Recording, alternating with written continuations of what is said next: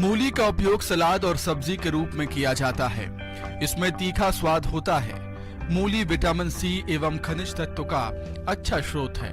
मूली के लिए ठंडी जलवायु उपयुक्त होती है, लेकिन ये अधिक तापमान भी सह सकती है।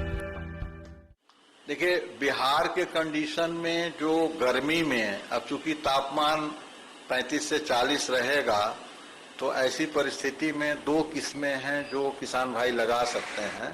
एक है पूसा देसी और पूसा चेटकी, और कुछ वैरायटी भी आई जो भारतीय सब्जी अनुसंधान संस्थान वाराणसी में है, उनका भी वो काशी विशेष ऐसा कुछ करके किस्में हैं, वहाँ से जो किसान भाई ले सकते हैं तो उन बीजों का भी उपयोग कर सकते हैं।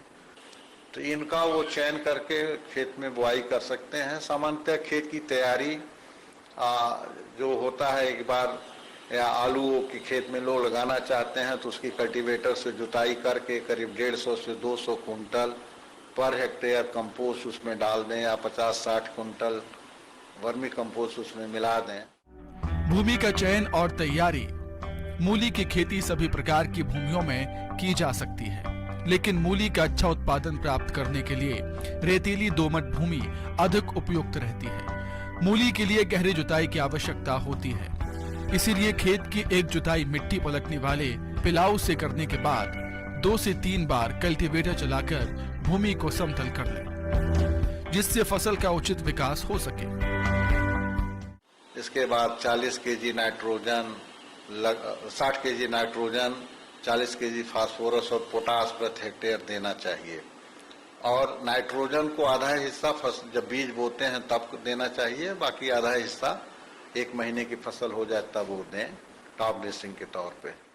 किसान भाइयों, मूली के बीज की मात्रा उसकी जाति, बुआई की विधि और बीज के आकार पर निर्भर करती है, लेकिन सामान्य तौर पर मूली की बुआई के लिए 5 से 10 किलो बीज प्रति हेक्टेयर की आवश्यकता होती है।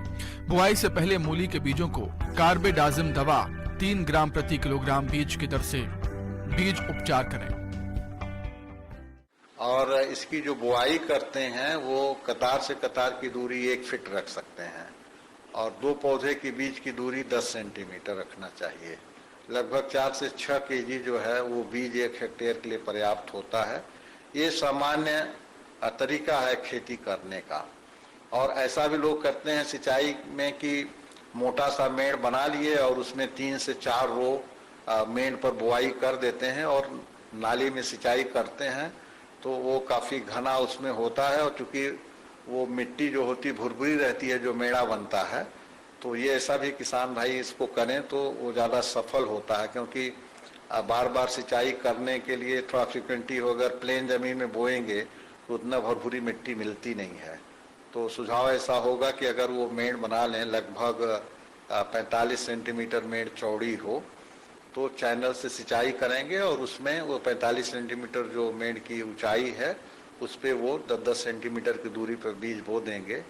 तो ये तरीका एक अच्छा है गर्मी के मौसम के लिए। बीज उग आने पर जब पौधों में 2 पत्तियां आ जाती हैं, तब पौधों को 8 से 10 सेंटीमीटर की दूरी छोड़कर बाकी पौधों को निकाल दिया जाता है। बुआई की ये विधि अच्छी रहती है, क्योंकि इस विधि से बोने पर मूली की जड़ की बढ़वार अच्छी होती है और मूली मुलायम भी रहती है। मूली की फसल में खरपतवार नियंत्रण। मूली की फसल को खरपतवारों से मुक्त रखने के लिए रासायनिक खरपतवार नाशक दवा पेंडिमीथेलिन 30 ईसी की 3 किलोग्राम मात्रा को 1000 लीटर पानी के हिसाब से घोलकर प्रति हेक्टेयर की दर से बुआई के 48 घंटे के अंदर प्रयोग करने पर शुरुआत के 30 से 40 दिनों तक खरपतवार नहीं उगते। इसके अलावा आप बुआई के 15 से 20 दिन बाद निराई गुड़ाई कर फसल को खरपतवारों से मुक्त रखें और मूली की फसल में मिट्टी चढ़ाने का कार्य भी करना चाहिए। मूली की जड़ें मेड़ से ऊपर दिखाई दे रही हों तो उन्हें मिट्टी से ढक दें, अन्यथा सूर्य के प्रकाश के संपर्क से वे हरी हो जाती हैं। मूली की फसल में सिंचाई प्रबंधन। बुआई के समय यदि भूमि में नमी की कमी रह गई हो तो बुआई के तुरंत बाद एक हल्की सिंचाई कर दें। गर्मी के मौसम में मूली की अच्छी पैदावार देने के लिए फसल में पानी की अधिक जरूरत होती है, इसलिए आप फसल में 4 से 5 दिन के अंतराल पर सिंचाई जरूर करते रहें।